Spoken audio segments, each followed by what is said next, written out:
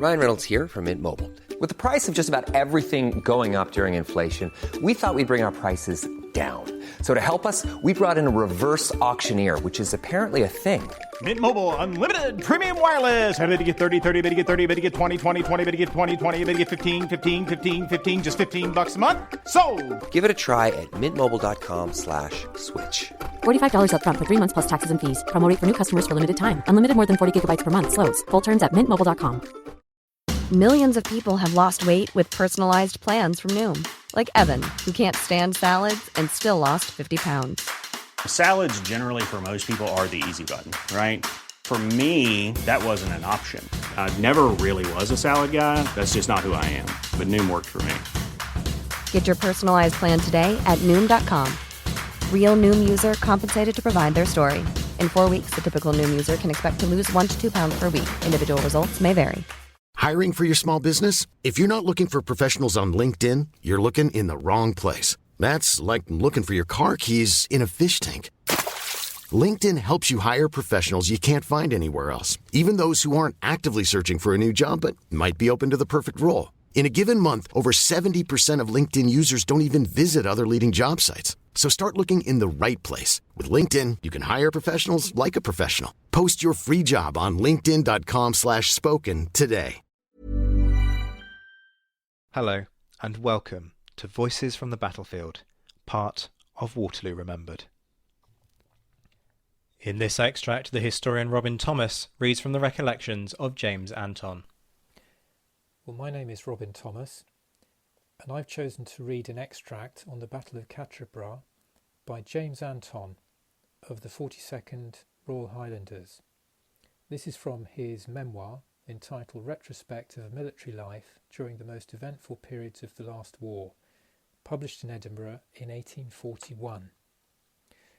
Anton had joined the militia in 1803 and then transferred to the 42nd Highlanders and joined the regiment in the Peninsula in September 1813. So he takes part in the battles in the Pyrenees and the south of France before proceeding to Belgium in 1815. The regiment is quartered in Brussels just before marching to Quatre Bras, and this is where the account starts.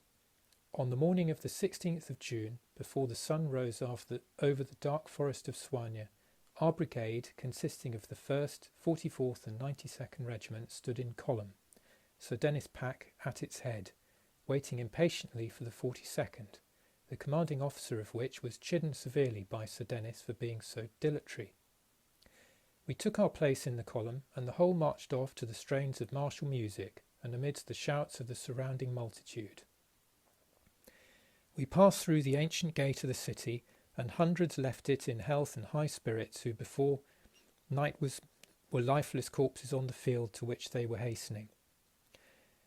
As we entered the forest of Soignes, our stream of ranks following ranks in successive sections moved on in silent but speedy course, like some river confined between two equal banks. The forest is of immense extent, and we continued to move on under its welcome shade until we came to a small hamlet or auberge, embosomed in the wood to the right of the road. Here we turned to our left, halted, and were in the act of lighting fires on purpose to set about cooking. We were flattering ourselves that we were to rest there until next day, for whatever reports had reached the ears of our commanders, no alarm had yet rung on ours. Some were stretched under the shade to rest, others sat in groups draining the cup, and we always loved a large one, and it was now almost emptied of 3 days' allowance of spirits, a greater quantity than was usually served out at once to us on a campaign. Others were busily occupied in bringing water and preparing the camp kettles, for we were of the opinion, as I have already said, that we were to halt there for the day. But hark, a gun, one exclaims. Every ear is set to catch the sound, and every mouth seems half opened, as if to supersede the faithless ear that doubts of its hearing. Again another and another feebly floats through the forest. Every ear now catches the sound, and every man grabs his musket. No pensive looks are seen. Our general's weather-beaten, war-worn countenances are all well known to the old soldiers, and no throb of fear palpitates in a single breast. All are again ready in column, and again we tread the wood-lined road. The distant report of the guns becomes more loud, and our march is urged on with greater speed. We pass through Waterloo and leave behind the bright fields of Wellington's fame, our army's future glory and England's pride. Quatre-Bras appears in view. The frightened peasantry come running breathless and panting along the way. We move off to the left of the road, behind a gently rising eminence, form column of companies, regardless of the growing crop, and ascend the rising ground. A beautiful plain appears in view, surrounded with belts of wood, and the main road from Brussels runs through it. We now descended to the plain by an echelon movement towards our right, halted on the road from which we had lately diverged to the left, formed in line, fronting a bank on the right side, whilst the other regiments took up their positions to right and left, as directed by our general. A luxuriant crop of grain hid from our view the contending skirmishers beyond, and presented a considerable obstacle to our advance.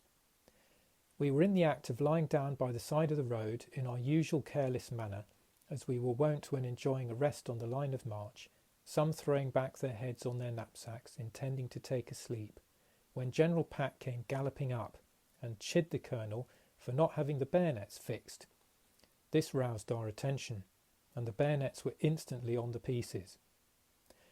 There is something animating to a soldier in the clash of the fixing bayonet, more particularly so when it is thought that the scabbard is not to receive it until it drinks the blood of its foe. Call me not bloodthirsty for expressing myself in this unfeeling manner. It is harsh, but it is just. I must not allow my own feelings to betray me into a display of those sympathies which I have not seen existing. Our pieces were loaded, and perhaps never did a regiment in the field seem so short taken. We had the name of a crack corps, but certainly it was not then in that state of discipline which it could justly boast of a few years afterwards. Yet notwithstanding this disadvantage, none could be animated with a fitter feeling for the work before us than prevailed at that moment. One half of us had never been on a campaign before. Therefore, when an old soldier began to tell, and he was often telling, of what he had seen and suffered, he engrossed all the attention and talk, with the exception of a few remarks that puffed up his pride more and more to enlarge. And our young hands, thus kept in a less assuming position than that to which they laughably aspired, were anxious to be led to face the enemy. We had others burning with rage, resentment, and all the evil passions that mingle with our nature, and who could find no fit object around on which they could pour out the vials of their wrath, still smarting under the effects of punishment for a crime which they could not allow themselves to think of great importance or disgraceful, and the less so as so many had participated in it. These were the men who had been recently convicted of making away with the blankets. We were all ready and in line. Forward was the word of command, and forward we hastened, though we saw no enemy in front. The stalks of the rye, like the reeds that grow on the margin of some swamp, opposed our advance. The tops were up to our bonnets, and we strode and groped our way through as fast as we could. By the time we reached a field of clover on the other side, we were very much straggled. However, we united in line as fast as time and our speedy advance would permit. The Belgic skirmishers retired through our ranks, and in an instant we were on their victorious pursuers. Our sudden appearance seemed to paralyse their advance. The single appearance of our dress, combined no doubt with our sudden debut, tended to stagger their resolution. We were on them, our pieces were loaded, and our bayonets glittered, impatient to drink their blood. Those who had so proudly driven the Belgians before them turned now to fly, whilst our loud cheers made the fields echo to our wild hurrahs. France fled or fell before us, and we thought the field our own. We had not yet lost a man, for the victors seldom lose many, except in protracted, hard-contested struggles. With one's face to the enemy, he may shun the deadly thrust or stroke. It is the retreating soldier that destruction pursues. We drove on so fast that we almost appeared like a mob following the rout of some defeated faction. Marshal Ney, who commanded the enemy, observed our wild, unguarded zeal and ordered a regiment of lancers to bear down upon us. We saw their approach at a distance, as they issued from a wood, and took them for Brunswickers coming to cut up the flying infantry. And as cavalry on all occasions have the advantage of retreating foot on a fair field, we were halted in order to let them take their way. They were approaching our right flank, from which our skirmishers were extended, and we were far from being in a formation fit to repel an attack, if intended, or to afford regular support to our friends if requiring our aid.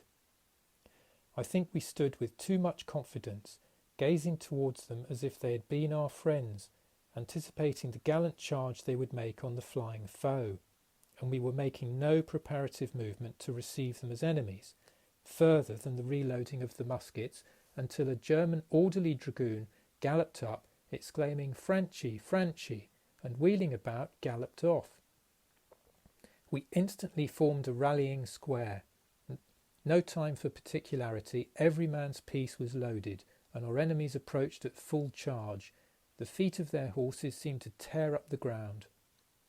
Our skirmishers, having been impressed with the same opinion, that these were Brunswick cavalry, fell beneath their lances, and few escaped death or wounds. Our brave colonel fell this time, pierced through the chin until the point of the lance reached the brain. Captain, now Major Menzies, fell, covered with wounds, and a momentary conflict took place over him. He was a powerful man, and hand to hand more than a match for 6 ordinary men. The grenadiers, whom he commanded, pressed round to save or avenge him, but fell beneath the enemy's lances. Of all descriptions of cavalry, certainly the lancers seemed the most formidable to infantry, as the lance can be projected with considerable precision and with deadly effect, without bringing the horse to the point of the bayonet. And it was only by the rapid and well-directed fire of musketry that these formidable assailants were repulsed. Colonel Dick assumed the command on the fall of Robert Macara, and was severely wounded. Brevet Major Davidson succeeded, and was mortally wounded. To him succeeded Brevet Major Campbell, now Lieutenant Colonel on the unattached list. Thus, in a few minutes, we had been placed under 4 different commanding officers.